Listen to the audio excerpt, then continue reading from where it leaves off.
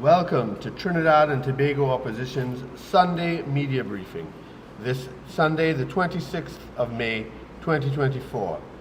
Today we have presenting MP Dr. Roodal Moonilal, Shadow for National Security, Works and Transportation and Housing, and MP Khadijah Ameen, Shadow for Local Government, discussing crime and increasing school violence. Thank you very much for joining. We will be starting shortly.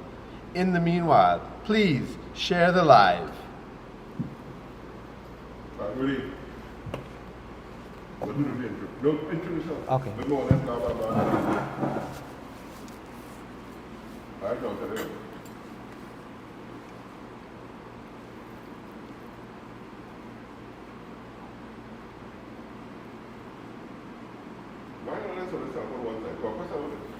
Right. That's a between the plans. Alain, watching the plans? I'm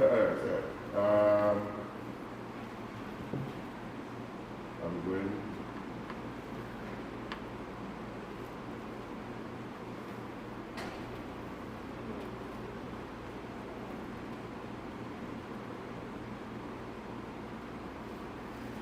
Good morning, members of the press. Good morning, citizens of Trinidad and Tobago, viewers, well-wishers across the region and the world. Welcome to the press conference of the United National Congress, the opposition of the Republic of Trinidad and Tobago. This morning we will have our regular Sunday morning press conference live from our headquarters in Chaguanas. Today we intend to deal with several very pressing issues in terms of current affairs, crime, education, infrastructure, etc. My name is Roodal Moonilal, Member of Parliament for the constituency of Orapooch East. Joining us this morning is our extremely hardworking Member of Parliament for the constituency of St. Augustine and our Shadow Minister of Local Government, who will address us first on some of the very important issues facing our Republic. Thank you very much.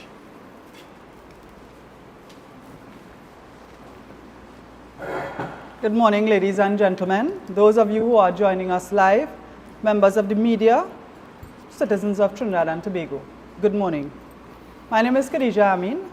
As a Member of Parliament for St. Augustine constituency, I want to share with you something that is exploding in our society. There has been a recent increase in the seriousness and the frequency of school violence. And this is really a sad and dreadful reflection of what is taking place in the wider society. And it's because of the government's failure to address crime and criminality and their systematic dismantling of the education system. One of the principles of the United Nations Convention on the Right of a Child is the right to life, survival, and development. And that includes quality education that is safe. The dreadful effect of the government's failure to address school violence is now infringing on those rights of our children in Trinidad and Tobago. Education is a way out of poverty. It is a foundation for citizens, especially young people, to contribute to the national growth of the country's economy. We have increasing rates of school dropouts, and an explosive report recently told us of the alarming rate of school dropouts in The Guardian of April 2023. It indicated that between 2020 and 2023, 151 primary school students and 2,663 secondary students could not be accounted for. They had dropped out of school, a total of 2,814. Added to this, the minister has not indicated what is being done to reach to those who are school dropouts. Within the schools, those who manage to stay in the schools are facing a tremendous shortage in terms of staffing, and particularly when it comes to social welfare. We have 127 social workers in the system right now, when we need 334. So there is a shortfall of about 207 social workers in the schools.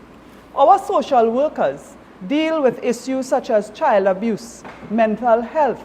They address chronic absenteeism, which usually is a red flag for other social issues. We have in our society today more children who are witnessing crime and violence. We have children whose parents have been murdered. The hurt and pain and anger that they experience requires qualified social workers. How are those children coping? How are their peers coping? We have today the infiltration of gang culture in schools in terms of drugs, weapons, violence. But you know, even students who are not delinquents find themselves in that difficult position of having to navigate the interruption in classes, experience bullying and physical violence, and even sexual assaults in the schools, on the school compound. Many students are afraid to report until it reached a state where it's really bad and parents intervene. The perpetrators are often suspended and come back to school. And there are many parents who have been seeking transfers for their children who have been victims of violence in schools. Sadly, even those students who survive these ills within the schools and the PNM's failing education system, when they come out of school, they cannot find sustainable jobs. There are young people with degrees who have no choice but to settle for menial jobs, to work at gas stations, food outlets, CPEP and URP. Having a significant amount of young people out of work negatively impacts the community's economic growth and development. It is an issue that, if left unchecked, has serious repercussions, leading to social exclusion, anxiety, and a lack of hope for the future. With this Rowley government, there has been many losses of jobs and loss of incomes. When we think of massive firings at UTT, Petrotrin, WASA, TSTT, as well as in the private sector, because the PNM is shrinking the economy. And this was happening long before COVID. Under the Kamla Persad-Bissessar government, there were many jobs available for young people, and that represented hope. Under the Kamla Persad-Bissessar government, there was CPEP and URP in every constituency, and people had jobs regardless of PNM or UNC political affiliation. But young people don't just want URP and CPEP jobs. They want to have the opportunity for upward mobility. They want training opportunities so that they can continue to better themselves and provide for their families.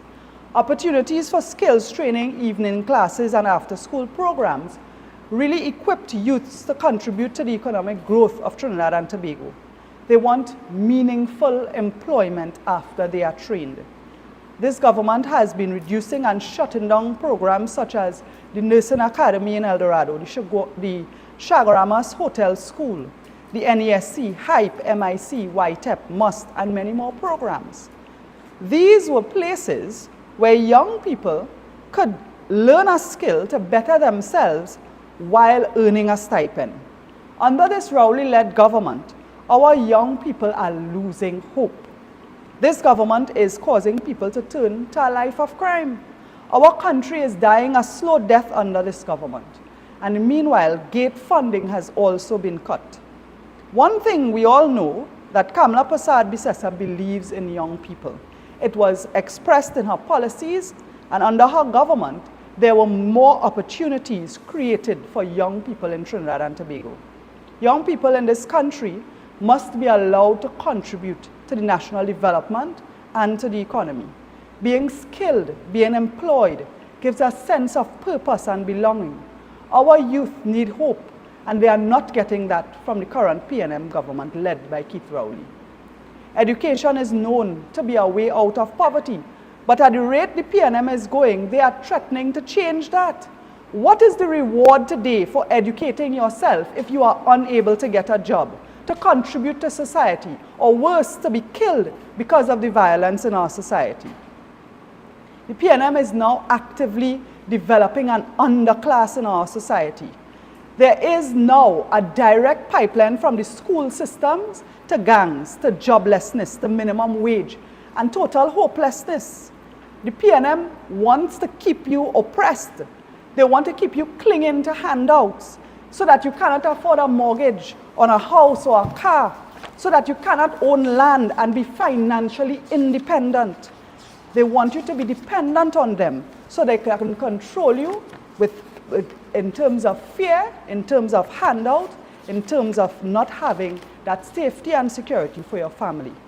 And we have to continue thinking and speaking out. An uneducated society will not think and speak out against a harsh government. And with the brutality we are seeing in schools today, in terms of crime and the general increase in school violence, there is an even more critical urgency for effective and safe security measures. And we in the UNC as an opposition, we always offer solutions. The government must immediately introduce policies for greater involvement of the police service in schools through the community policing program. The municipal police and the community comfort patrols should be engaged, especially within the school zones. Metal detector equipment should be placed in schools, starting with those high-risk institutions, to prevent weapons from entering the schools. The Defense Force and other arms of the protective services must be engaged in mentoring exercises within the schools so that they will have positive role models to look up to. There should be all-round improved school safety exercise with an enhanced role for the MTS, the Maintenance, Training and Security Company, that is engaged in these schools. The government must put politics aside and reintroduce the school's security program, which the Kamla Persad-Bissessar government implemented and which the Rowley regime arbitrarily scrapped. In this program, the school's authorities worked in tandem with the police service. And in addition to that, they had handheld scanners and other equipment that were provided so that school principals were empowered to take preventative action, to intervene with things like abuse counseling, self-regulation, conflict management, and life skills coaching were provided. Why scrap a program because it was introduced by Kamla Persad-Bissessar? This is pure political victimization, and it's hurting every child in our school system. The surge in the schools violence we are seeing today represents another appalling frontier of horrible lawlessness under this collapsed Rowley government. The government's chronic inability to curb the crime epidemic is being expressed through society, including in our places of learning. It is very clear that the mayhem is getting worse. It is not getting any better. Every day we see more and more violence in schools. More students are resorting to bloody violence to resolve conflicts and to carry out random acts of criminalities. Where? In the schools. Schools which are supposed to be safe places, safe spaces for learning, for growth and development, according to our United Nations principles. And with the body count and crime increasing and becoming more and more heinous, this government still has not shown any meaningful conviction in returning the country to peace and security. I want to share with you at this time some statistics that prove that during the term of the UNC in government, crime was reduced. When the PNM came back into power, crime increased. And on the return of Kamla Persad-Bissessar's government in 2010, crime once again went down because of effective policing and policies relating to schools, encouraging students to become better members of society, as well as the harsh measures in terms of security, policing, and justice. It is very clear from this chart, which is an illustration of the TTPS crime figures for this period, that the PNM has been failing and continue to fail. And one of the first positive measures that must come about is the dismissal of that Minister of National Security, Fitzgerald Hines. It is clear that he is an abject failure. One of the next measures should be to catch our young people before they fall into that vicious cycle that leads them down a path of hopelessness. So, in the absence of purposeful counter-crime measures, the government continues to have blood on its hands including that of innocent victims, if they continue to take no action.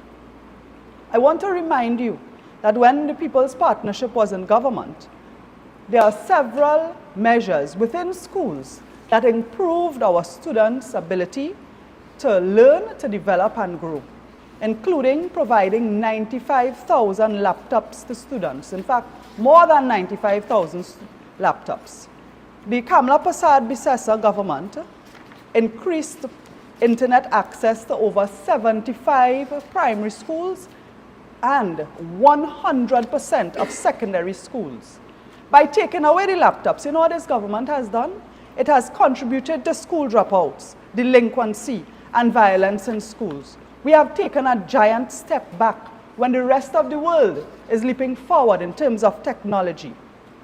Under the People's Partnership, the Ministry's Student Support Division, there were 70,000 secondary school pupils who had been through 2-year guidance workshops. These were effective. There were more than 100 parenting workshops, expanding the Parent Academy in education, because our parents are partners in learning. In 2024, because of the measures implemented by that government led by Kamla Prasad Bisesa, we had in Trinidad and Tobago the best academic achievements ever in this country's history. At the SEA level at primary school, the CSEC level at Form 5, and the CAPE level at Form 6 in secondary school. At the CAPE level, the Caribbean Advanced Proficiency Exam, there were 94% pass rates at Unit 1 and 2 in 2014. In 2008, the government gave out 48 scholarships under the former PNM government. And in 2024, under the Kamla Prasad Bisesa-led government, it was increased from 48 scholarships to 470 scholarships. A tremendous increase that reflected the good performance of our students at the CSEC and CAPE levels. Our government established the Ministry of People and Social Development, which allowed us to focus on providing social support and dealing with the people's needs and people's development issues. We established after-school study centers to provide critical support for students who require individual attention, so that they will not fall through the cracks, so that they will not fall into the hands of gangs and criminals. The PNM clearly has no plans for young people, and there is a large part of the problem we witness today as youths continue to go astray, and we see it in the increased violence in schools. If we take an approach to youths as we did under the UNC, it was always about improving the lives of students, both inside and outside of the classroom.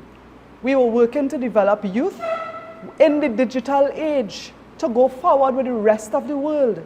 The UNC's plans for youths included special programs which created early secondary school leavers or students who were unsuccessful at CXC, with a curriculum focused on creative industries, sports, and technical and vocational studies, so allow children who were not academically inclined to strengthen their talent, disposition, and their interest, so that they can go on to have sustainable employment and meaningful lives. My friends, the UNC has a track record of improvement in education, and that was also demonstrated by not only the increase in the passes in secondary and primary school, but by lower incidence of school violence. The higher pass rates in exams, both at primary and secondary schools, and you also had a higher enrollment in tertiary and skills training. We have done it before, and we will do it again. Elections have consequences, and it is very clear that the PNM continues to undermine the education system, show it no care and regard to our children, so that they will end up mindless, uneducated and uninformed, prone to violence, living in survival mode, where they cannot be financially independent, mentally independent to think and criticize this government and vote them out. My friends, I ask you not to fall for this. Let us stand to protect our children of the nation. School violence has to be nipped in the bud. It has been growing and spiraling out of control. And I ask you to examine the UNC's track record of dealing with our students and our children in this society and ensure that the UNC has the opportunity to return to government and get our children in a safe learning environment that will conform to the United Nations principles on the rights of a child. I thank you very much for your attention this morning. And at this time, we now welcome my colleague, Member of Parliament for Oropouche East, the Honorable Dr. Roodal Moonilal. Thank you very much, MP Khadijah Ameen, for the comprehensive discussion and revelations as it relates to some of the critical issues facing us today, notably classroom violence and the implications for the future, and also the importance of building a holistic and multifaceted approach to dealing with crime in the school system and in the wider community.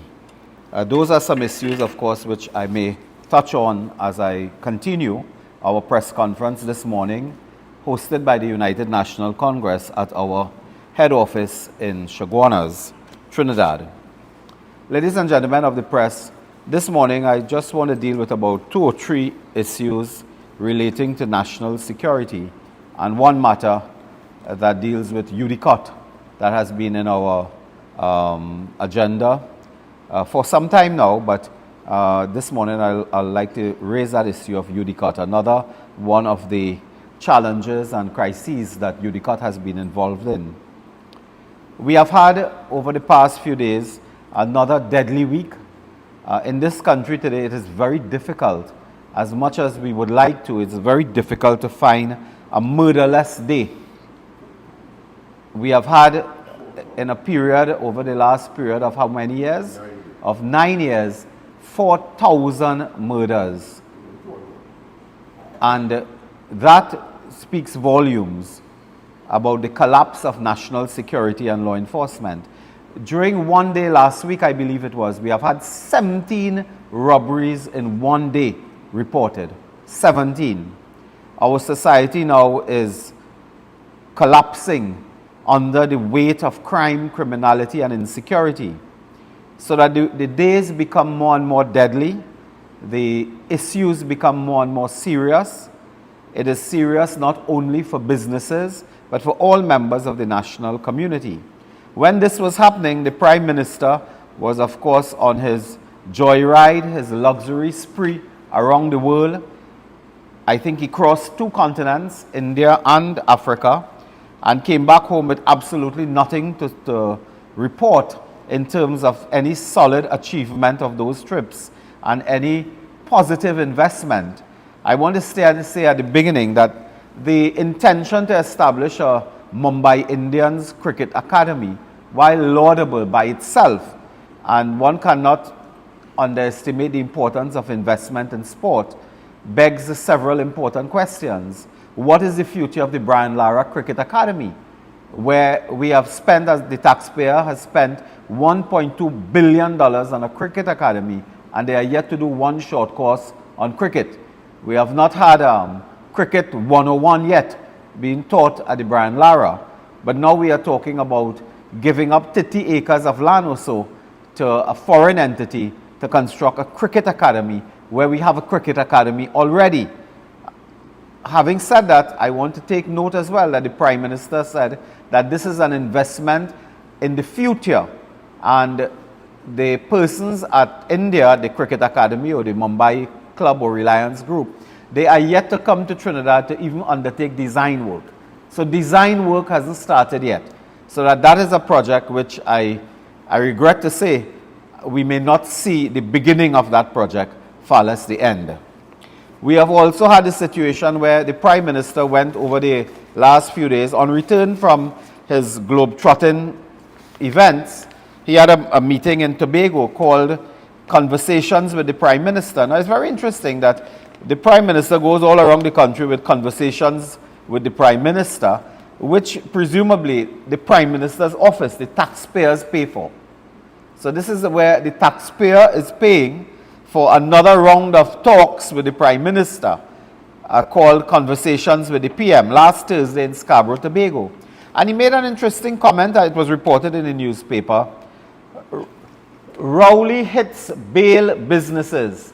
It was the Newsday, Saturday, 25th May, yesterday. Page 3. Rowley hits bail business. Justice favors criminals. Now, after 9 years in charge of this country, in charge of security, the Prime Minister says that, look, what causing this now is bail. What causing this is bail. Criminal elements are getting bail, and lawyers are bright. In fact, he's identifying lawyers as somehow lawyers are responsible for criminals being on the street, accessing bails, and they continue their criminal enterprise. Now, this is an extremely ill-advised, simplistic, and really puerile outlook from a Prime Minister to what is really a much more serious problem facing us.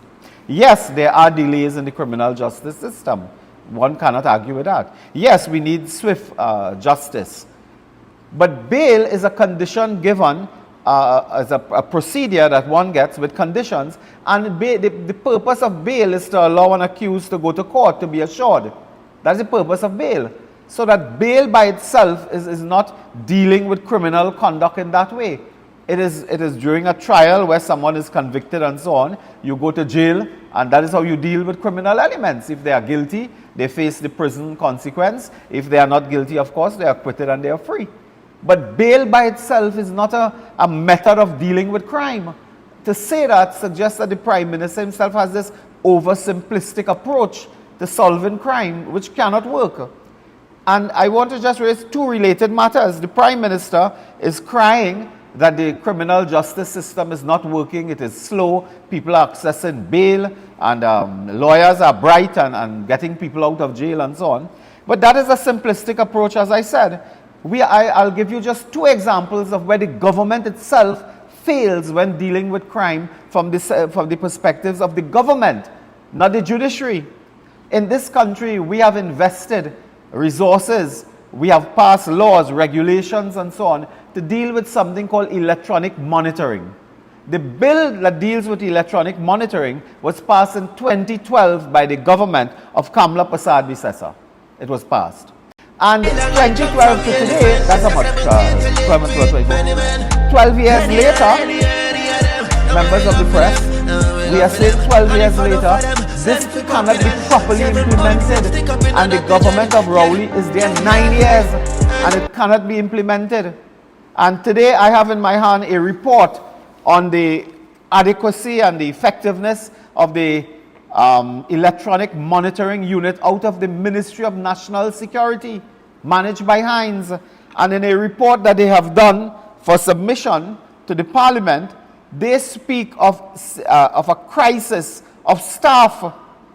Imagine 12 years later, they cannot fill basic positions such as a shift monitoring supervisor.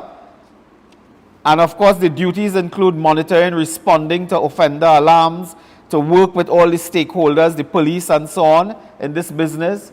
They cannot even hire a liaison officer. And that liaison officer is again to work and coordinate and establish and maintain effective working relationships with the police, with the justice agencies, with governments, with relevant government staff.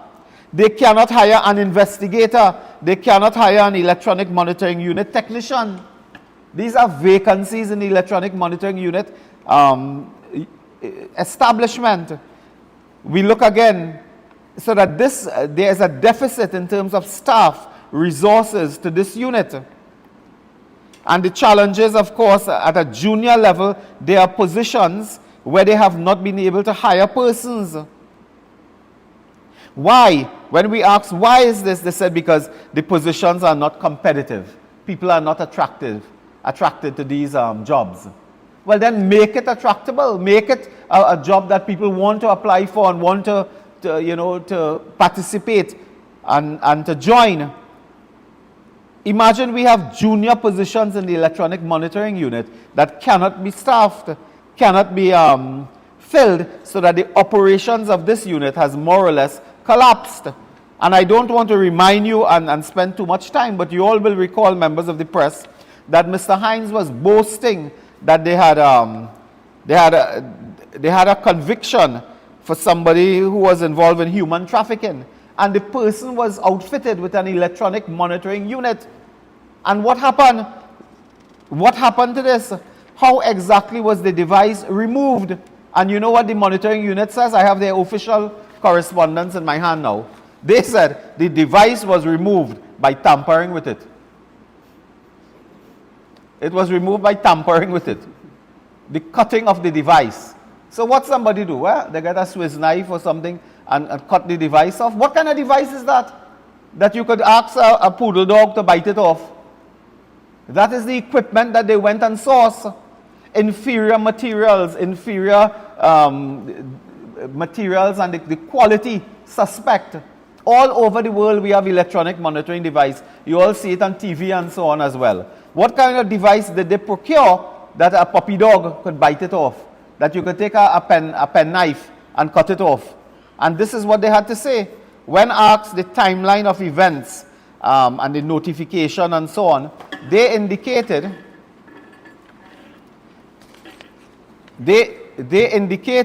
and you can see on your screen, I believe, some information. They indicated that the timeline of events began on September 24, 2023, when an alarm trigger was registered, meaning it was being tampered with.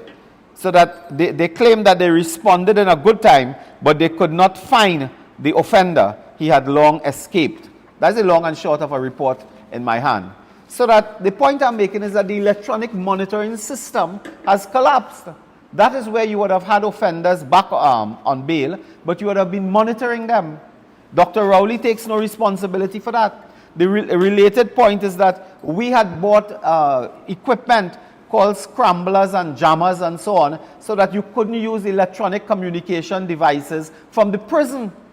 Do you know today there are persons incarcerated, either on remand or convicted, and they continue to call the shots, to put hits on people, to ask for money by extortion. We have had a serious case recently where members of the Prison Officers Association have been threatened, but threatened by persons who are inside. So where are the scrambler, where is the jammers, where are the equipment that was purchased to be used? 9 years later, they cannot get an effective system to prevent communication between prisoners inside and their conspirators outside. And Rowley claims that, look, this is a criminal playground here and he can't believe it's so bad. While you had responsibility, direct responsibility, and failed miserably. That was two matters relating to crime. Today, I call on the government to reintroduce, as Sister Khadijah Ameen says, our program that was dealing with crime in the school. It was called Classroom Crime Prevention Program, done by the People's Partnership, involving the community comfort patrols around the schools, involving the community police of the TTPS, using equipment in some cases, metal detectors and so on, handheld devices at schools that were high risk. Today all schools are high risk. When you see the videos that Sister Ameen was talking about, when you look at those videos, you can't believe it's Trinidad and Tobago. You just can't. The children are in a tussle. It's a rumble. Every single day you get videos like this. Because security has collapsed in and around the schools, and it has also collapsed in the locations. And today I joined Sister Ameen in calling on the government to return our program of community comfort patrols and related programs dealing with school violence and violence around the classroom. This government dismantled several People's Partnership programs, and that led to crime in this country. The National Center, we had a National Operational Center that integrated all the arms of the national security. It was done under Minister Gary Griffith, that integrated all law enforcement agencies into one. That was dismantled. The school program, anti-violence program, dismantled. Today we hear of extortion. We have called before and I call again for the development of a specialized multi-divisional unit in the TTPS to deal with extortion by gang members. That is a separate new offense now, where gang members are asking businessmen in central Trinidad and St. Augustine, Tanapuna, along the corridor for as much as $30,000 per month for quote-unquote protection. When they fail to do that, when they refuse to do this, then their families are exposed to kidnapping. They are exposed to murder, to being shot. And this is a crisis we face now, and we call upon the TTPS to establish a specialized unit to deal with extortion by gang members. We must go to the parliament, and we have said before on this platform, we will look at this to ensure that we create new offenses with heavy jail sentences and so on to deal with extortion, to deal with home invasion. Look at what has happened. A prominent attorney at law, senior counsel, I believe a former senator, was a victim of a home invasion where he was brutally beaten in this country. Look at what is happening. So home invasion is a matter that we must treat with. We must deal with home invasion from a legislative standpoint as well, to ensure that those offenses carry heavy jail terms and so on. We have said before that we believe that we should ensure that members of the business community and citizens of Trinidad and Tobago generally who are qualified must obtain firearms and have weapons, legal weapons, to protect themselves. Mrs. Basad Bisasa has spoken about that stand your ground policy, and associated with stand your ground policy is the fact that we believe that persons who are qualified by law should be able to access weapons to defend themselves, to defend their families, because the state has failed. And that is a matter, of course, that we have a policy position on, and we will articulate further in the coming days. We have spoken of cybercrime, of course. Today I want to inform you from the national security perspective that the Coast Guard is today crippled. We are talking about preventing the illegal importation of firearms and weapons. Do you know Dr. Rowley went with Stuart Young and I think the CDS? I'm coming to the CDS just now as well. The CDS to Australia to purchase 2 vessels quite recently over the last 2 or 3 years. Do you know those vessels are now parked on the northwestern peninsula, and the contract for maintenance and operation has expired almost 2 months now, and those vessels are now non-operational.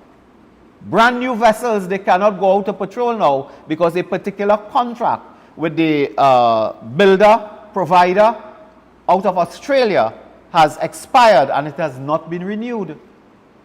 Apart from that, the Daman vessels that were purchased under the People's Partnership, they still cannot get a contract in place to repair those vessels, so they park up.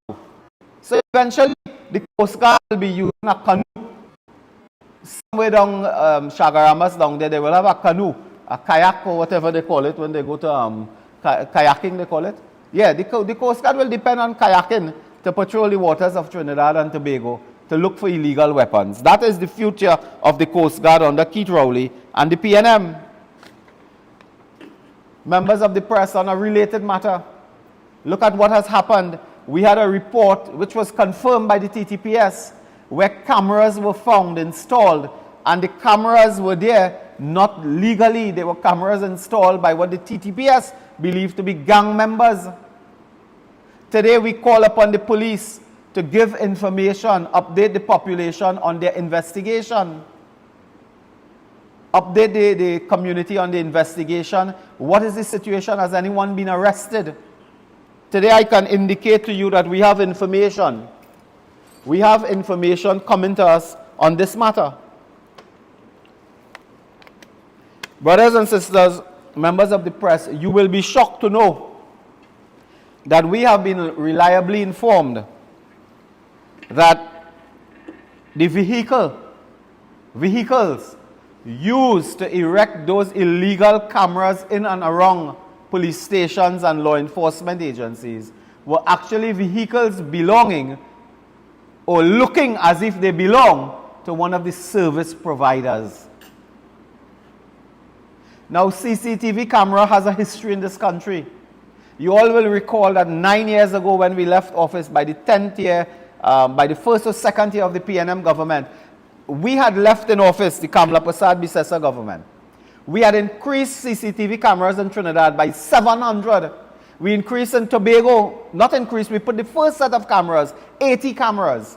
We had a contract in place with a local provider in joint partnership with a foreign firm, and we were monitoring 1,800 cameras by 2015. And a system was in place with a central command unit, but also regional units, command units, where police at the regions can monitor what is happening in their locality from CCTV cameras. When the PNM got in power, Stuart Young went and said that was expensive, too much money for cameras. He made it into a joke to say one camera was $30,000 and so on. The camera wasn't $30,000, it was the service. It was the technology, it was the backbone, it was the monitoring. It was 8 sub-regional command centers. Do you know they dismantled all of that? They went out to tender sometime in September 2017. They went to tender, companies, both local and foreign, put in their bids. 10-20 minutes before the bids were going to close the time, they got an instruction from the Ministry of National Security to cancel the process. Could you believe that? I raised that in Parliament. It was cancelled because their favorite bidder did not put in a bid and could not put in a bid on time. That continued until January the next year, I believe 2018. And in January, when we pressed in Parliament, and you know, I hear people saying we have a weak opposition and so on. The CCTV cameras were exposed by the UNC. The Auditor General report was exposed by the UNC. Today, members of the press tell us, look, boy, we have nothing to report, nothing new. The UNC did it already. That is true. We are very sorry, members of the press, if we did that. But the UNC came with the information from the Auditor General. Which opposition? Was the opposition from Jamaica said that? The opposition from Dominica? Is the opposition in Trinidad and Tobago? The OAS report, we came with that. The collapse of the central bank project with Shanghai International, we told you about that.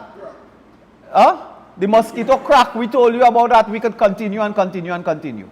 But that's not my purpose right now. But to tell you that this has been the strongest opposition in the history of Trinidad and Tobago and the most lively and active opposition party in the Caribbean today. Anybody know if any opposition in any CARICOM region having a press conference this morning? Anybody know? Are we clashing with the opposition in somewhere? In St. Vincent or Barbuda or something? Are we clashing this morning with any other opposition party? No! We are the only opposition party that maintain the intensity, the heat on a government. So to hear people say you are the weakest and so on. The Auditor General report, we exposed it. Imbert had to put his proverbial tail between his leg on Friday and stand up sheepishly. He stood there sheepishly with shame. In fact, on Friday, you could not get any eggs sold in Port of Spain. They were all on his face. He had a shortage of eggs in the supermarket. They were on his face.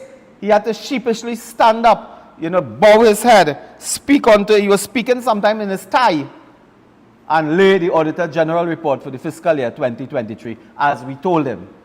They will do a special report, as Kamla Prasad Bisesa advised them the first day. There was no need for all of that, bacchanal and so on. She told them what to do. Of course, they said no, and then they had to bow and take the same instruction and advice from the Honorable Kamla Prasad Bisesa. That is where we are with the Auditor General report. So I was telling you about the CCTV camera. Today, I want to call on 2 companies. A company called Johnson Controls out of Canada. They must have a local agent here, who got the contract to supply those cameras. I call upon Digicel, that is a local, a foreign company operating here locally in the market and so on, telecom market.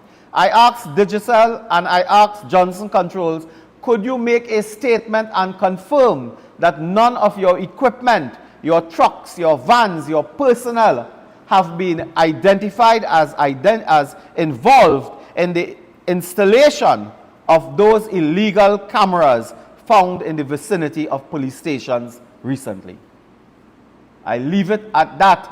Because we knew in the opposition that once you tampered with that contract we put in place in 2015, once you tampered with that, brought in external suppliers, brought in your friend and family to give them millions, this was the outcome. That the criminal underworld would infiltrate even the providers and suppliers.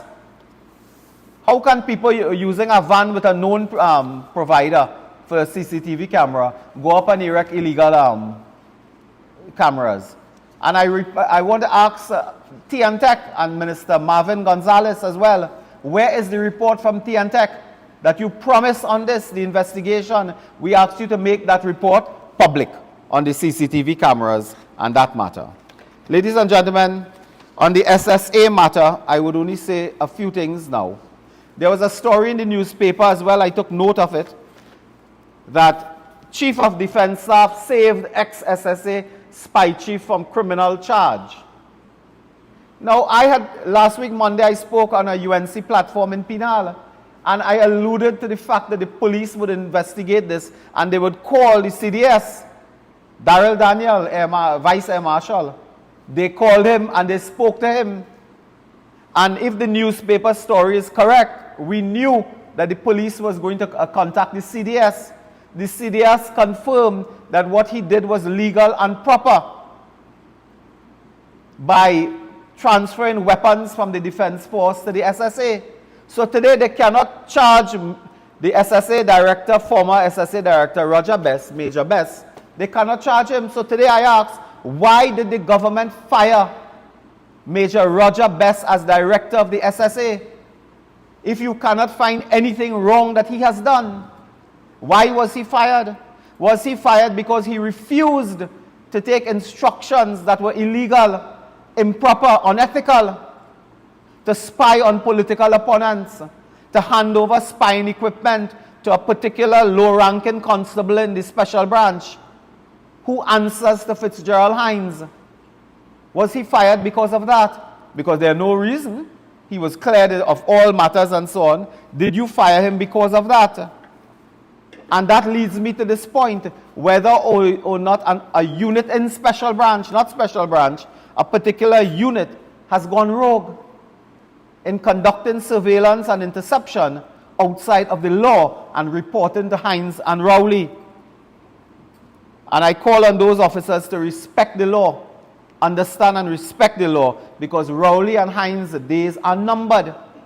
And you may not be able to get away with that when the UNC reach on the compound, which will be very soon. So, members of the press, this witch hunt against the SSA and innocent police officers, I want to tell you, when we go to sleep in the night, there are police officers who are awakened, who are on task force, who go out as part of their duty on raids and police operations and so on. They put their life on the line every single night to target them now and arrest them, suspend them, bring their career and their profession into disrepute. I believe that by itself speaks volumes of a dictatorship of the PNM. I wanted now to just leave you with one other matter before we take questions from the members of the press and others. I wanted to raise a matter of UDCOT. Now, UDCOT, as you know, has been involved since the partnership was there in developing prime property on the northwest end of Trinidad and Tobago in the vicinity of Movietong, Port of Spain. A piece of land that is estimated to worth and has a value, market value of over $1 billion Trinidad and Tobago dollars. 75 acres of prime property called Invaders Bay, located to the northwest of Movietong, so to speak. And we have some pictures and we have a video, and we will play it now. I think you are seeing it now. What has happened is that this government, through UDCOT, has given a contract for the tune of, I believe, $75 million for land development at UDCOT. And what you are seeing now is the land development. That is a video and pictures of land development at Invaders Bay. $75 million. While they put out in the newspaper, years ago in 2018, we have that too, 2018, they invited bids for the development of Invaders Bay. To this day, they have not told us who is going to get that land, what they are going to get it for, what is the overall development framework for Invaders Bay. When we were there, we were clear. And I want to remind people, when we were in office every Monday morning, Afra Raymond and Contractors Association and Contractor this and what they call the next one who we don't hear about? Transparency Institute, I think they died, they had Shavin and Bandara already. Fixin TNT. Where's Fixin TNT? Where's Transparency International? Where's our good brother Afra Raymond? Where is Mikey something from the Contractors Association? Did all these people migrate and didn't tell us? Are they now living in Canada or Miami and we don't know? But we hear nothing from them. Every Monday morning we in office is a different Sunday story each Monday about what the partnership doing at Invaders Bay. What was the process? Who get it? Procurement, transparency, openness. They went to court to get a legal opinion on what we were doing there. To this day, I ask these gentlemen and I ask the members of the press, do you know what process has been used? What is the procurement process? Who benefited? Is there to be a Marriott long-term hotel there? Developed by who? What process did they use to give that person a contract and to give them access to that prime land to put a Marriott hotel? What else is going there? A finance building? Who is involved? The investment project, the investor, the company, the name, what process? When is it going to start? When it is going to finish? How much money is involved? When we were there, we had explored with the Chinese, I believe, a financial tower there to house banks and investment companies, insurance companies. We were speaking to a well-known developer from Movietong to have what is called Streets of the World, to have almost like a mini New Orleans there as entertainment, hospitality, linked to a financial hub. That was supposed to be our Wall Street of Trinidad and Tobago under the People's Partnership. Today, clearing the road, fixing the road and so on, but you don't know, the people don't know who is going there, what is going there, what was the process used. Today, I call for transparency as far as the Invaders Bay project is concerned.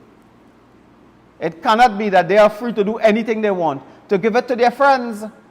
One man, I believe he was some COVID examiner who had a job to do a account and an overview and a report on COVID and so on. And suddenly you hear names that they are involved now, getting prime Invaders Bay property worth $1 billion to run their business. I am not casting aspersions on anyone. All I am saying is that please tell us what process were used, how many bidders came in, what were the competing projects like, who was selected and why. That's all. That's all. But don't do it sneakily as we are hearing. And I think on that note, I have covered most of the matters that I would like to deal with today. And to repeat, of course, what Sister Khadijah Ameen has told us, that today we live in very difficult times. The young people of this country are hopeless, jobless, and powerless. The young people do not see a future in this country under the PNM because they have no work. Today I took note of an article in the newspaper by Professor Selwyn Kojo. I thought it was a very good article because it spoke of the importance of employment to empowerment. That young people will only feel empowered with employment. And we need to create an economy that will have the jobs for our young people. And not just CPEP and URP. Those are temporary stopgap measures to help with absolute poverty. But we need to have a future for our young people with trade schools, vocational centers, proper jobs, technical jobs as well. So we need to attract investment that will create the jobs, and then the state need to invest in the educational and training institutions to create those skills that will be needed in the market. Because as Sister Ameen quite rightly say, what you get in all the education and training for if the economy is not creating the jobs for it? So they need to work in tandem. And that is an approach, of course, that the UNC has favored in office on 2 occasions when we have rescued this country.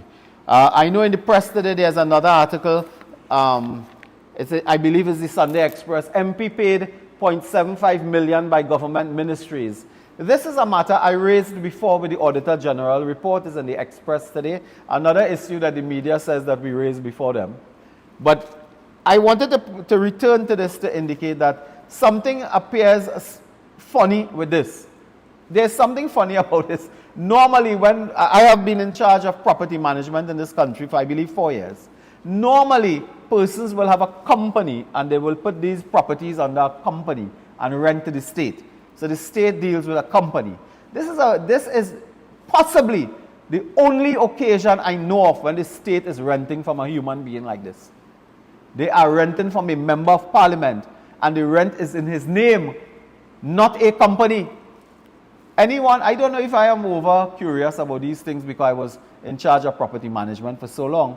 But there's something very curious about this that requires further investigation. Those 7 properties of Mr. and I could call his name now, I didn't last time, Roger Monroe,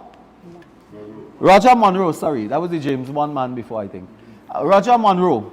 There's something curious about this.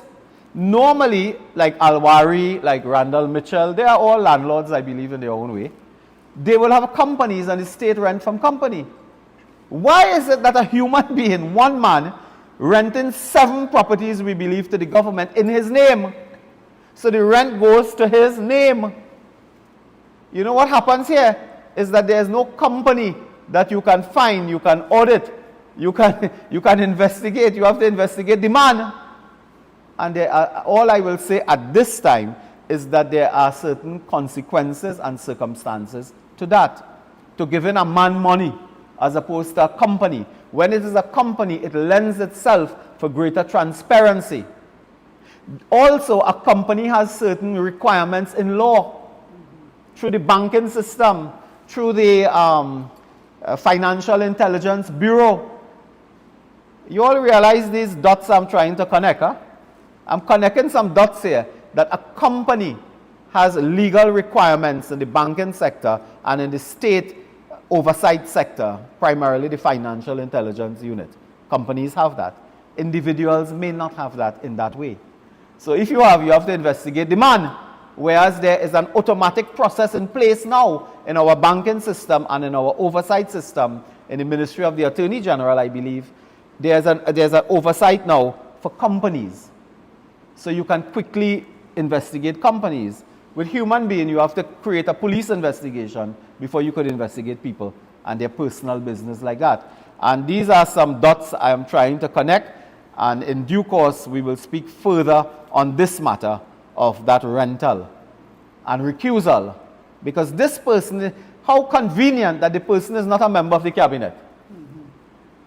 The 2 members of the cabinet renting, they have companies, but the one who is not in cabinet, just give him the money in his name. I leave it as I found it. And Mr. Roger Monroe may have to, as some of us here over the years, they may have to explain their wealth and when properties were purchased and from who, and whether or not rental money is being relayed elsewhere. That is what that speaks to, and is something that I ask these questions now, but I cast no aspersions, of course, on the character of the MP in question. I cast aspersions on a process that we have found. So with those words, we'll leave it there and invite some questions by members of the media and others, if possible. Thank you very much. All right, good morning. Doris Polo from Guardian Media. You spoke about the school security program being reintroduced. Yesterday, the Commissioner of Police spoke about crime in general, and she mentioned that there were unrealistic expectations for the police service to reduce crime and suggested that there needed to be better parenting. What are your thoughts on that comment? Well, I heard the comments. In fact, I heard it, the voice. I don't know. I mean, the comment now on this Commissioner of Police is how so hard. The Commissioner says she is befuddled, or the nation is befuddled, I think that was the term, by crime and the horrific nature of crime. Then makes a remarkable statement. The Commissioner says that there are unrealistic expectations that the police will detect, the police will bring to justice, the police will deal with crime. I want to put it to the Commissioner of Police that the expectation by the citizens that police will detect and solve crime and prevent crime is not unrealistic. That is what their job is there. The police job is not to build houses. The police job is not to organize tourist events. The police job is not to manage, the health sector. The police job is to detect, to prevent crime, solve crime. That is the job. I don't believe that we are in the same world here, because I don't believe the commissioner of police could be telling the country that the country is unrealistic to believe police should solve crime. Well, who will solve crime? Who will solve crime? The Boy Scout? The Girls Guide? They will solve crime? So I took a note of that statement and I just crossed it off. We have a story you mentioned too today that you felt the conversations from the government as it relates to bail denial for certain offenses was a simplistic way to approach crime. We do have a story that we published, I think this past week, that a man was serving a sentence for murdering his common law wife, and then would have gone and murdered another woman and was awaiting sentencing for that. Do you think, though, that denial of bail would help the situation? But first to begin, let me repeat that the denial of bail is not a crime plan. The denial of bail has to do with whether or not a court believes that someone is a threat to witnesses, someone is likely to abscond and not appear in court. It has to do with that. Crime is committed in this country by persons who are on bail, and we're very clear on that. Intelligence reports and police reports have suggested to us strongly that crime is committed by persons who are refused bail or on bail. Anyone, it doesn't matter. You could be in prison, as I said before, and you call the shots, you commit crime from behind the prison wall. That is known to us now. The judiciary has the responsibility to deny bail or not. It is a judicial function. It is not the function of politicians. The law, as you know, has been changed recently in line with certain judgments and so on, that persons are allowed bail, but it is not automatic. It's the judiciary that decides that, and the conditions as well. I have seen some situations where serious offenses, alleged offenses, low bail, what I call trivial offenses, high bail, and so on. We have seen that.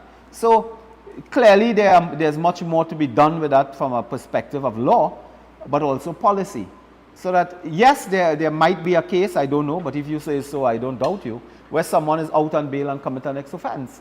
But preventing that is not the issue of bail per se, because that person will commit a crime while he's denied bail. It is policing, and I want to come to this too. This society today is unpatrolled, unpoliced. With great respect to the police officers, and I know many, and they work very hard. They're starved of resources, of cars, of people, of equipment. I want to tell you that I'm in touch with a lot of police officers as Shadow Minister of National Security. And the policemen themselves and policewomen want to do more, but they tell you they don't have resources. Now, they cannot speak openly. They are like doctors in the hospital. They can't make critical statements against the hospital administration. The police is like that. They can't make critical statements against the government, against their Ministry of National Security, worse, against their commissioner. They are prohibited from making adverse or critical comments, the police. But when we speak to them individually and so on, they tell you they wish they can do more. More can be done. They don't have resources. They don't have systems in place to simply repair cars. They have hundreds of police cars today down that they cannot repair in a timely manner to ensure that the village police station, as the case may be, have resources. When you are out on the road, how often, I ask you, do you see a patrol car? How often in the night do you see flashing lights passing on your street, in your village, in your town? When we were in office, I recall we had police cars up and down the highway, up and down through villages, in areas where we did not have the TTPS, where the Community Comfort Patrol. Do you know people get robbed sometime when we were in office, robbery in an area, and they call the Community Comfort Patrol, not the police? Because those people are close to them. They got to know people one by one, and people would know who is the elderly lady living in her house by herself. We know that she's going to the pharmacy. Let's find out if she got through with her prescription and so on. These were stories we heard. So that today the police starved of resources, starved of what I really believe to be effective management. And that is the problem. So and then you hear stories where people have reported to the police that I am being threatened. I'm certain this man, invariably, I'm certain this man will hurt me. He has threatened me three times before. What is done? What is done? That is a matter for the police, and the commissioner tell us that we have unreasonable expectations of the police. So what is the role of the police? Are they to put on clothes and march up and down the place in sports day? Is their role tug of war in the sports day? Playing musical instruments? That is the role? No. We have to be, I think our expectations of the police must be met by strong management of the police and the Ministry of National Security. I say again that every law enforcement agency has collapsed under Fitzgerald Hines. Rowley said his biggest mistake was Gary Griffith. So that means Hines was his best appointment. All right, so shifting gears now, we know UNC internals are coming up. Have you filed your nomination papers? What took you so long to reach that issue? I find it took so long. What I can confirm is that I am working with colleagues in the party. I am working with colleagues in the party in this matter of the internal election. And tomorrow night, it's a great night, tomorrow night. Oh, I only say this because you asked me. I was not going to advertise this way, but I say tomorrow night at the Couva South Multipurpose Hall, we will have a launch of the Star Slate at 7 p.m. We expect to have a bumper event. All candidates are expected to be named for that internal election on June 15th, but the Star Slate will launch tomorrow. And this, I can confirm now that the stars are in alignment and will be revealed to the voters and the national community. A very powerful, dynamic team, ably supported, led, inspired by the political leader, the Honorable Kamala Prasad Bisesa. I think you might have evaded her question. Did you file a nomination? That's what she asked. No, I did not evade her question. I was answering her question in my way. So I'm not evading. What I'm saying is that to get the piece of information you want, I'm inviting you to Couva South tomorrow. And you will be happy with the answer. If I'm permitted, if it is you, one member of parliament in government, and you own 7 properties in which rent will be paid directly to you, the current government would have been in opposition. How do you think they would have prosecuted this matter against? Oh, they would have called the police. A long time. I would have been the subject of police investigation, integrity commission investigation. Now, there's also in the newspaper today, I'm so happy to see that you raised that matter. I'm very happy. In that article, which I didn't read in detail from, there's an interesting point. In the 2023 report of the Auditor General, which they wanted to hide, this matter of Roger Monroe came to the fore in the 2023 report. But they are saying in the Express today that that was not raised in 2022 report or in 2021 report of the Auditor General's report. So is it that these 7 properties only began to be rented in 2023 fiscal? Is that it? He said that they were being rented long time ago. Mr. Monroe said, so let's work out this in a forensic way. Mr. Monroe said, this is nothing wrong. I've been renting to the state years now. The Auditor General said when she asked for her reports on MPs who are getting rent, the Ministry of Finance said nil. The Ministry of Agriculture said nil, and only National Security said yes. When she investigated, and I say she, when the Auditor General Office investigated, they found that the Ministry of Finance lied. The Ministry of Agriculture lied. That the man was actually receiving rent from Agriculture and Finance. So imagine the Ministry of Finance lie to the Auditor General of the country. Could there be repercussions there? But let me just finish the answer. So Mr. Monroe is saying, no, nothing wrong with this. I've been doing this years now, you know. But it is not in the Auditor General reports of 2021 and 2022. So what has happened here? Is it that the government of the PNM is now a serial liar? Where every single year they lie to the Auditor General and they just get caught. Now, beyond the lies, in terms of the accounting officer now, who would have said nil in the Ministry of Finance and the other ministry, I mean, what are the repercussions for them in terms of criminal? Given what was exposed today in this article in the Sunday Express, given what was exposed today, I believe that this matter requires a police investigation as to why the Auditor General reports of 21, 22 had no reference to an MP, a Member of Parliament, receiving rents. Why? When that is a requirement, there's a law, they actually quote the chapter of the Act that requires you as a Member of Parliament to indicate to the Auditor General. And Mr. Monroe said it is not his job to send the Auditor General nothing. That is the ministry's. So I called today on the Permanent Secretary of the Ministry of Finance, Permanent Secretary, Ministry of Agriculture, Minister of Agriculture, and Minister of Finance to speak up as to why the information was not given before and why they effectively lied to the Auditor General of Trinidad and Tobago on this matter. All right, so Dr. Moonilal, I want to go back to internals. You know, Mrs. Ameen also smoker? Yeah, you're on your legs, so. Okay, good. You mentioned and I have the flyer, the Couva South Multipurpose Hall will be hosting the United Star Slate, right? Yes. And Mrs. Prasad Bisesa will be there.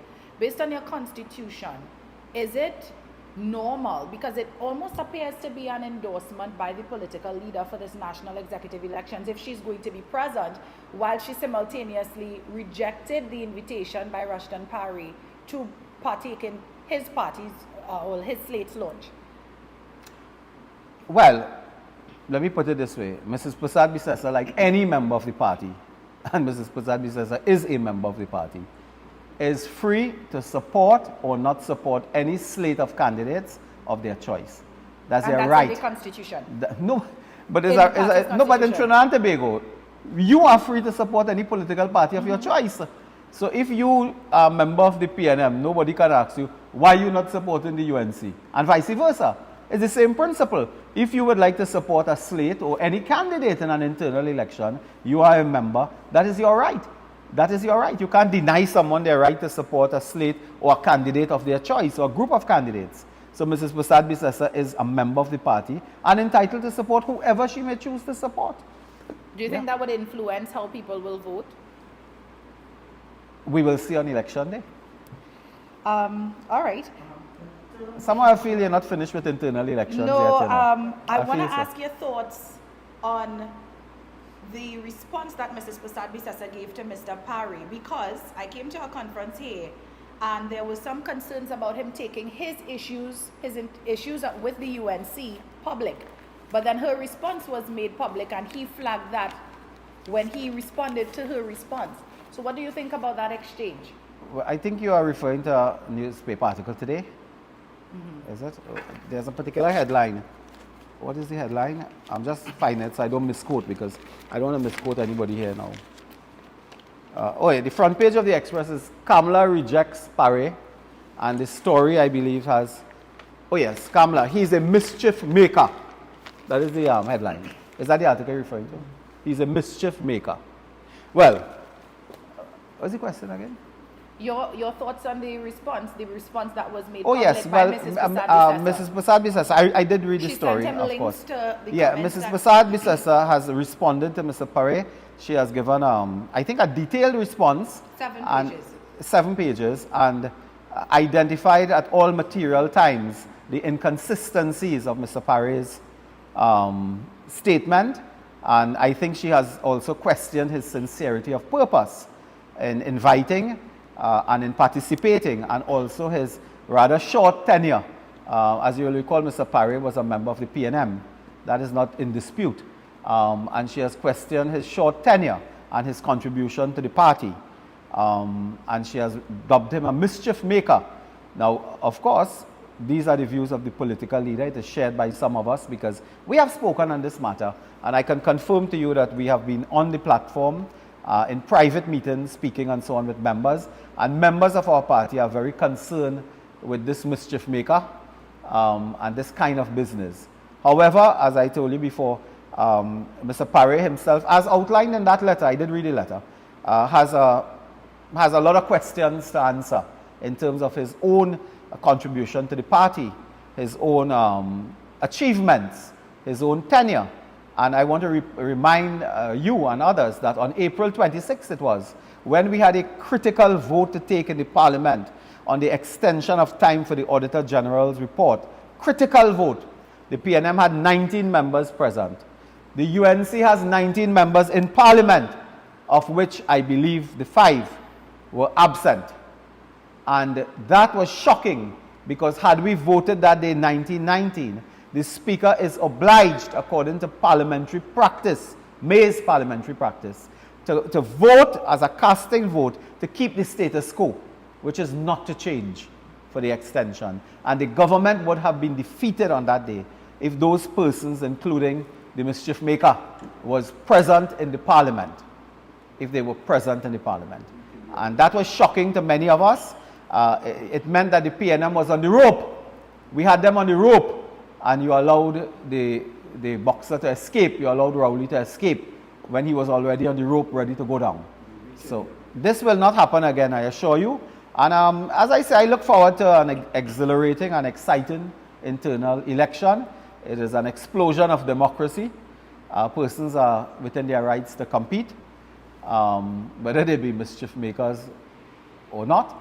And we will see on June 15th. I have great faith and confidence in the members of the United National Congress, and I'm sure that we will be stronger on the 16th. I have a question for Ms. Ameen. Thank you, Ms. Ameen. Yes, she's still here. MP Ameen. Oh, sorry. So you guys spoke about the Auditor General's report today in detail, and as Shadow Minister for Local Government, there was a part of the report that flagged a concern that corporations had not submitted their documents, at least 12 of the 14. What are your thoughts on that? Because that would include both UNC and PNM corporations. There is an inherent delay in a number of administrative measures that apply to regional corporations, because regional corporations are often treated as secondary, unfortunately. The issue of the delay in Auditor General's reports from regional corporations has dated back many, many years. While the UNC was in government, the number of years delayed in arrears, so to speak, was reduced significantly, but it has increased again. This is because the PNM continues to treat regional corporations as secondary in terms of governance. And again, it points to the need for local government to be more centered in terms of playing a role in government and playing a role in governance. And I see the Auditor General's report as being an important part of accountability, because we are advocating for regional corporations to have more funding, to have more staffing, to have more resources, because they are the first arm of government that reach to the people. So really this is about an efficiency or lack thereof in terms of the bureaucracy that applies to all government agencies. How does the government prevent the corporations themselves from submitting their financial reports to the Auditor General in time? What could cause that? Well, first of all, regional corporations work with severe human resource constraints. Each regional corporation has chief officers, including a corporate secretary, a financial advisor, an engineer, and so on. There are 5 chief officers, and in many of the corporations, the chief officers are not employed. They are not there. So when you have the government failing to appoint chief officers to regional corporations, it hinders their ability to respond and treat with matters that require a professional's intervention. So for instance, for your Auditor General, your chief financial officer is sort of the financial advisor to council, the treasurer, who would ensure that financial matters are dealt with in a timely manner. And we have several corporations across the board that do not have these chief officers. That is one place to start. There's also a need to strengthen these divisions and strengthen these officers, which we have spoken about in the past. We have a situation where many of those key officers, chief officers, are actually doubling up in some regional corporations.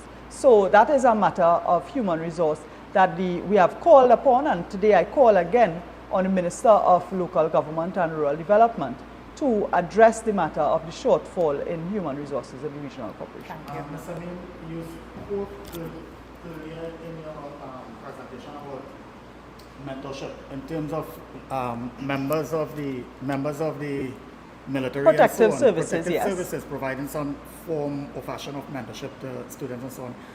Would you all consider the idea of national service or compulsory national service having regard to the amount of criminality or criminal behavior even among young persons in school, at school age?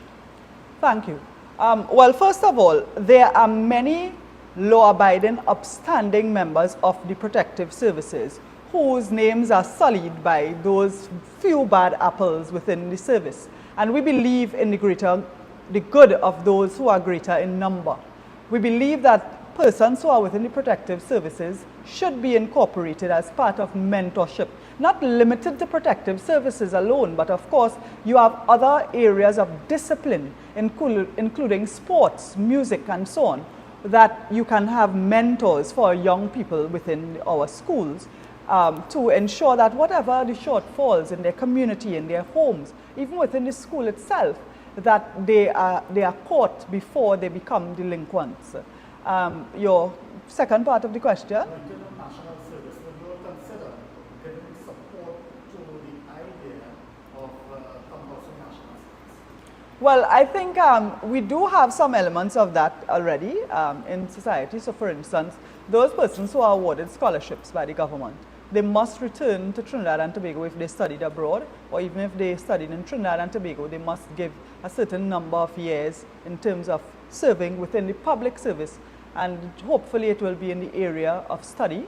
There are spaces to expand on that, but it is also a cultural shift in terms of doing national service as an honorary thing rather than seeing it as something punitive, because there are scholarship winners who return to Trinidad, but they see their time in the public service in Trinidad and Tobago as restricting them from pursuing their career and other wonderful options in other places in Trinidad and Tobago in the private sector as well as abroad. So there must be a balance where it is rewarding for national service. Could you give, while you're not in government, can you give some sort of update as to what's the status of pepper spray? Because, a lot has been said about that, with the amount of crime being perpetrated against women, and not only women, but sometimes it could be used as a defense mechanism in mitigating crime. The UNC has been calling for pepper spray legislation. The Honorable Kamala Prasad-Bissessar was the first to publicly advocate for pepper spray legislation to be brought to Parliament. The PNM delayed for a long time before they did bring it to Parliament. And even when they did bring it, the measures that they put in place in terms of to obtain pepper spray, to have pepper spray on your person, to import pepper spray for sale and distribution in Trinidad and Tobago are very similar to that of owning a licensed firearm. And there are several issues with that.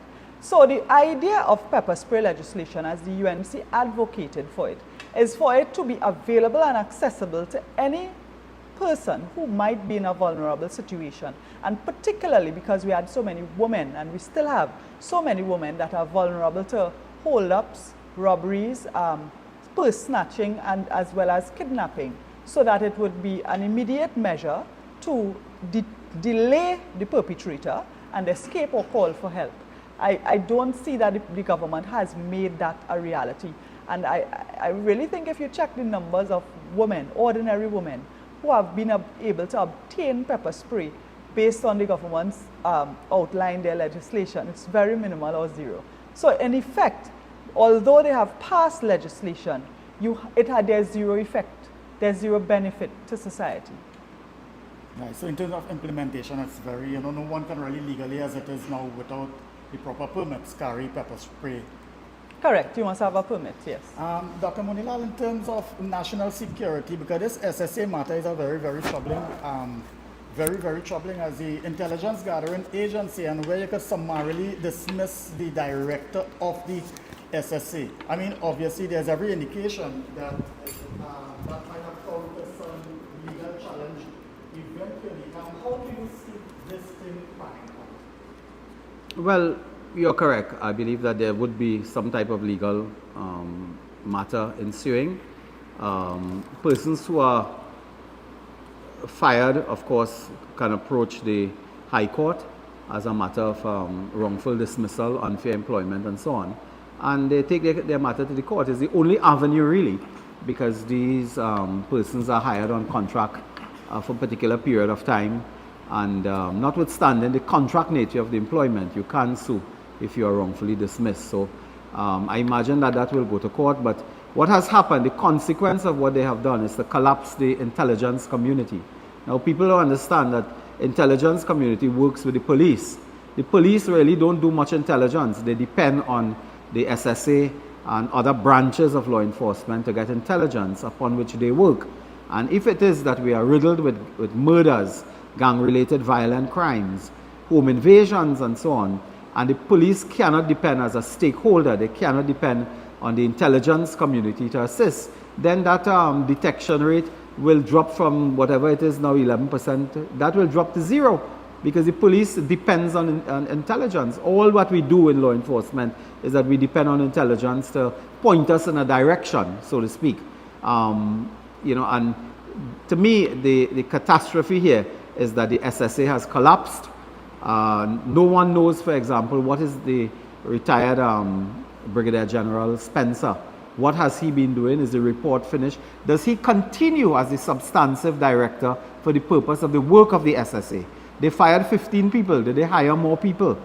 Is the work continuing? No one knows. They have kept that very secret. And today I want to say, I know I've completed my business here, but we are still getting information concerning the link between a former operative contract worker with the SSA who was executed on the highway in Trinidad and Tobago. A man who was executed, Andy Daniel, I believe is his name, and his link to a current government minister by way of installing CCTV camera and electronic monitoring devices and so on at the private residence of a government minister. Well, I don't think there's any secret. The government minister is Fitzgerald Hines that he installed. I mean, that has been widely banded. But if it is that the government would attempt to set up a new unit, obviously the SSA is legislated, so there's via legislation that unit has been established. Could you state what's the procedure? Because there's every indication that the government may attempt to change, similar to how they would have changed, take for instance, CNMG to TTT or Caribbean Airlines from BB and these type of things. What the government is doing is trying to unlawfully remove equipment from the SSA and put under a particular unit, RAU, sometimes you know these things more, Research and Analysis Unit, RAU, of the special branch, so that they intend to remove specialized equipment for surveillance, high-tech equipment, modern equipment, place it into a unit of special branch where they control the police officers, but in the SSA, that is a statutory body run by men and women accountable to the law and specific legal parameters they operate with. You cannot, for example, manipulate, infiltrate, demand that SSA director, deputy director do your bidding, whereas the special branch unit, we are told, is run by a junior police constable who has the air and takes instructions from senior cabinet ministers. As I do recall, under with Gavin here as the director of the NOC, the National Operations Center, there was what they call the smart city concept. I mean, obviously we have moved far away from that in terms of nationwide coverage, camera coverage and so on. And we have seen now where criminal entities are setting up on government installed electricity poles and these sort of things, cameras where they can monitor the activities of police and who knows, probably even political activities in some of these areas and so on. Do you think that there's any way that some of these criminal entities might have the blessing of state agencies or state agency officials or even government officials in doing what they're doing with the immunity with which they have been able to do? Well, intelligence reports have often made reference to the undermining and compromising of law enforcement by key individuals in the criminal underworld. And that is a fact that we have to address.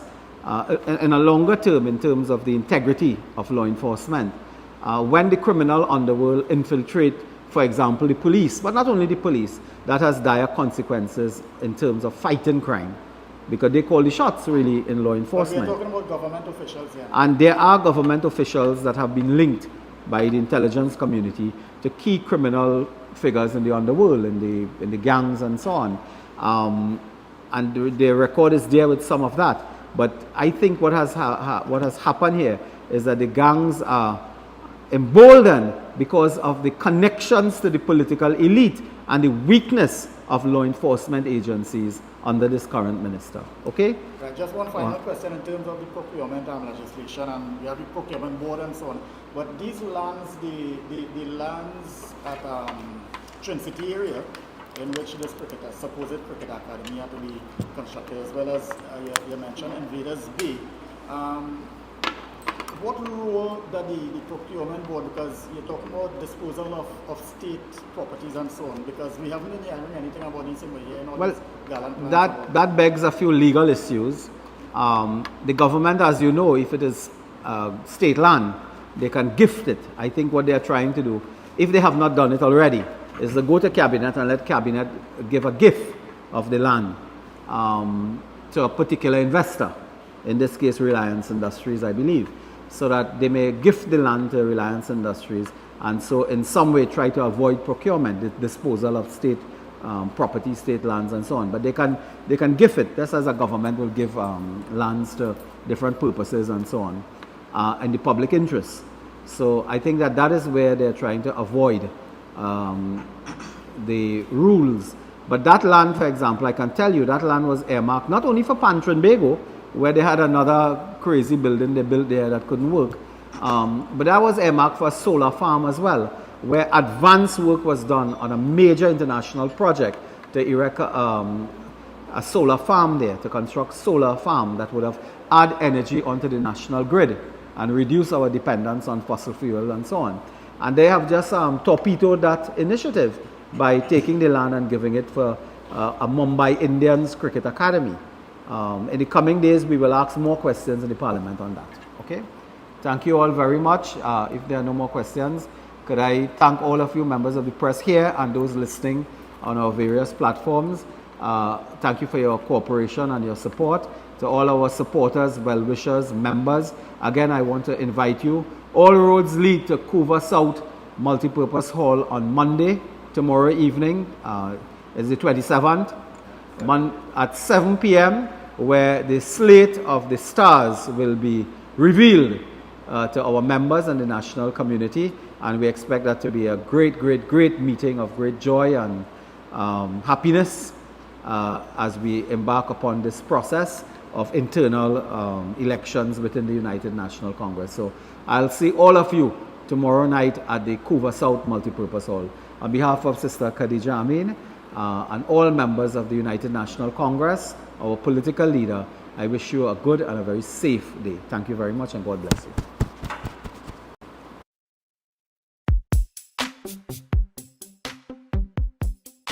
We stand united in the belief that if you empower a community, the community empowers the country. We are the party that gave every child a secondary school education since 2001. By building more schools in 11 years than others did in 40. We believe that no child, rich or poor, should be left behind. Which is why we give every Form 1 student a laptop to expand their minds and their dreams. We are the party that put police cars back on the streets and gave the police a $1,000 bonus because we believe that we should support the persons who are protecting you. We are the party that reduced the murder rate to its lowest in 14 years. We expanded GATE, stopped the property tax, and increased maternity leave. We are the party that invested in you and in your community by investing in schools, community centers, lighted parks, 24-hour health centers, and the most extensive road repair program in decades. We believe that education is always a solution and that no one should have to pick between sending their child to school or buying food. We are the party that works for you. We are the first responders in every situation, working to deliver a better standard of living for you and your family. And most importantly, We have confidence in you, the people of Trinidad and Tobago. This is not a campaign, it's a movement based on building communities and strengthening families. Come out and join us, and together we will get the nation working and moving again. Our children will once again have access to gate and technology. We will improve healthcare. By cutting the time it takes to see a doctor in an emergency, we will establish a senior citizen unit in every major hospital and staff the hospital with the doctors and nurses you need to create a first-class healthcare system. We will focus on creating high-paying jobs, fixing our laws to remove red tape, and ensuring that you and your family are safer. We will reduce corporate taxes to jumpstart the economy, create a special investment zone along the East-West corridor, and work with entrepreneurs to build a digital economy. This is an investment in your community to move the nation forward and get TNT working again. Whether you are from 4th Street in Barataria to Railway Road in Dow Village, from Green Street in Tunapuna to Clark Road in Dibay, from La Hokita to Maruga, from Mayaro to Scarborough, we are one people with the same dreams of a better tomorrow.